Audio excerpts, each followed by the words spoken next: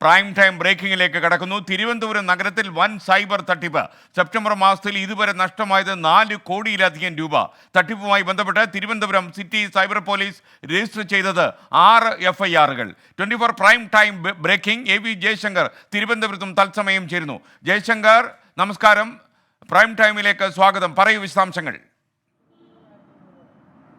SKN ഒരു മാസത്തെ പകുതിയാകുമ്പോൾ 2 ആഴ്ചത്തെ കണക്കുകളാണ് ഇപ്പോൾ പുറത്തു വരുന്നത്. തിരുവനന്തപുരത്ത് സിറ്റി സൈബർ പോലീസ് മാത്രം രജിസ്റ്റർ ചെയ്തത് 6 FIRകളാണ്. ഈ 6 FIRകളിൽ നിന്ന് കണക്കുകൾ പരിശോധിക്കുമ്പോൾ 4 കോടിയിലധികം രൂപ പലർക്കായി നഷ്ടപ്പെട്ടിരിക്കുന്നു. ഇതിൽ 2 കോടി നഷ്ടപ്പെട്ടവരുണ്ട്, 1 കോടി നഷ്ടപ്പെട്ടവരുണ്ട്, 20 ലക്ഷം നഷ്ടപ്പെട്ടവരുണ്ട്, 11 ലക്ഷം വരെ നഷ്ടപ്പെട്ട ആളുകളുണ്ട്. ഈ തട്ടിപ്പ് സംഘങ്ങൾക്കെതിരെ പോലീസ് നടപടി ശക്തമാക്കുമ്പോഴും പല ആളുകളും തട്ടിപ്പ് സംഘങ്ങളുടെ ചതിക്കുഴിയിൽ ആവർത്തിച്ച് വീഴുന്ന ഒരു സാഹചര്യമാണുള്ളത്.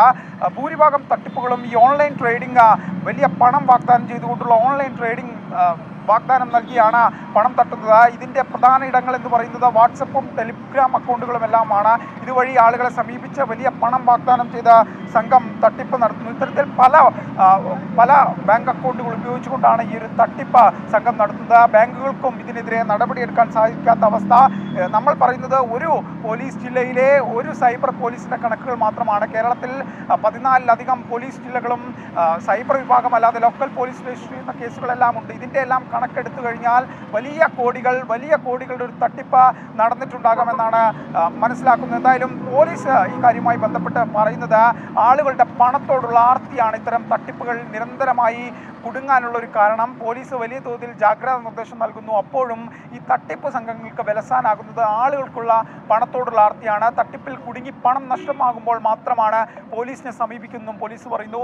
മറ്റൊരു വിഷയം, ഈ പ്രമുഖരായ വ്യക്തികളെ ടാർഗറ്റ് ചെയ്തുകൊണ്ട് CBI അറസ്റ്റ് ചെയ്യുന്നു, കോടതിയിൽ ഹാജരാകേണ്ടി വരുമെന്നെല്ലാം പറഞ്ഞുകൊണ്ടുള്ള തട്ടിപ്പും സംസ്ഥാനത്ത് വ്യാപകമാകുന്നുണ്ട്. പ്രമുഖരെ ഇത്തരം തട്ടിപ്പ് സംഘങ്ങൾ ടാർഗറ്റ് ചെയ്യുന്നു. പണമുള്ള ആളുകളെ ടാർഗറ്റ് ചെയ്തുകൊണ്ടാണ് ഈ തട്ടിപ്പെന്നും പോലീസ് വ്യക്തമാക്കുന്നുണ്ട്. എന്തായാലും സംസ്ഥാന പോലീസ് കഴിഞ്ഞയിടെയായി ഇത്തരത്തിൽ തട്ടിപ്പ് നടത്തിയ നിരവധി സംഘങ്ങളെ കേരളത്തിന് പുറത്തുൾപ്പെടെ പോയി പിടികൂടിയിരുന്നു. പോലീസ് ഇപ്പോഴും വ്യക്തമാക്കുന്നത് ഇത്തരം സംഘങ്ങളെക്കുറിച്ച് ട്രേസ് ചെയ്യുന്നുണ്ട്, ഇവരുടെ ബാങ്ക് അക്കൗണ്ടുകൾ മരവിപ്പിക്കാൻ ശ്രമിക്കുന്നുണ്ട്, പണം തിരിച്ചു കൊണ്ടുവരാൻ ശ്രമിക്കുന്നുണ്ട് എന്നാണ്. പക്ഷേ അപ്പോഴും പ്രതിദിനം ഈ തട്ടിപ്പുകളുടെ എണ്ണം വ്യാപകമായി വർദ്ധിക്കുന്ന കാഴ്ചയാണ് കാണുന്നത്.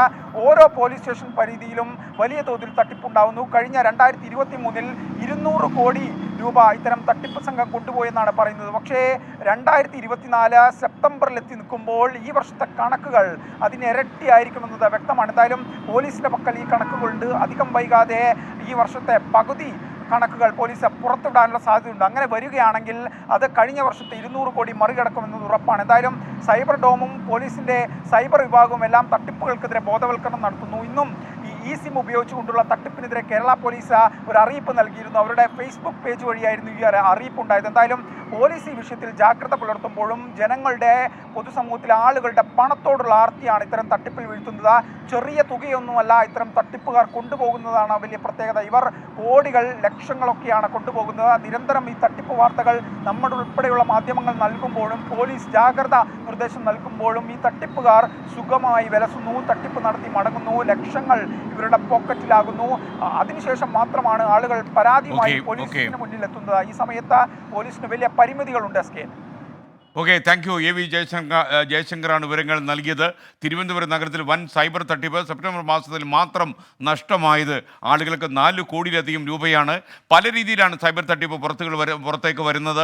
അപ്പോൾ നിങ്ങൾ വളരെ ശ്രദ്ധിക്കുക. പരിചയമില്ലാത്ത ആൾ വാട്സപ്പ് വഴി നിങ്ങളെ കോൺടാക്ട് ചെയ്യാൻ ശ്രമിച്ചാലോ, പോലീസിൻ്റെ കുപ്പായം അണിഞ്ഞ് നിങ്ങളോട് പണം ആവശ്യപ്പെട്ടാലോ, ബാങ്കിലെ മറ്റെങ്കിലും കാര്യങ്ങൾ അന്വേഷിച്ച് നിങ്ങളുടെ പാസ്വേഡ് ഓൺ ടൈം പാസ്വേഡ് ചോദിച്ചാലോ ഒക്കെ തന്നെ നിങ്ങൾ ഒരിക്കലും പുറത്ത് പറയാൻ പാടില്ല. കാരണം തട്ടിപ്പ് നമുക്ക് പോലും പ്രതീക്ഷിക്കാൻ കഴിയാത്ത രൂപത്തിൽ പുറത്തു വരുന്ന കാലം. ഇത് ആസുര കാലമാണ് എന്ന് നമ്മൾ മറക്കാൻ പാടില്ല. ഏത് രീതിയിലും മനുഷ്യൻ പണം ഉണ്ടാക്കണമെന്ന് കാമിച്ച് എന്തും ചെയ്തു കളയുന്ന ഒരു കാലത്താണ് നമ്മൾ ജീവിക്കുന്നത്.